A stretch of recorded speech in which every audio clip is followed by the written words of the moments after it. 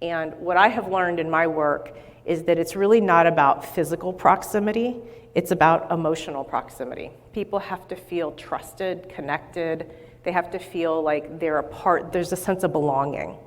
And so I asked a number of our clients who are doing this really well and asked them, what are you doing? Because again, this feels squishy. Like, how do I build social capital? How do I build a sense of trust among people? And so we asked some of our clients, what are some of your best practices in this space? And these were the answers that we got. So people said, know who your culture influencers are and tap into them. Have them join committees and groups and have them be a part of leading the conversation. Somebody else said, think about more social interaction and normalizing informal conversations.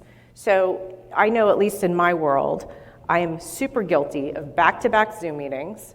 I do not build in a lot of time, and I definitely don't build in time for general social interaction, right? It's not like back in the day when you went to a conference room and you got there 5 or 10 minutes early, and you were like, oh, how was your weekend? How are the kids? And you got a bunch of information, right?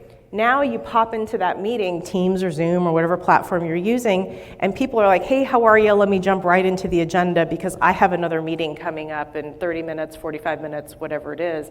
Sure, we're more efficient, but we're not spending time having informal conversations with people. And so thinking about how do we create space where we create virtual social interaction and we normalize the idea that there doesn't have to be an agenda. It's just let's get together and let's have a virtual coffee chat, for example, or let's do a knowledge share, just an opportunity for groups to get together. I know our company, and we actually picked this up from a client of ours, but we're a Slack company, so everything happens on Slack.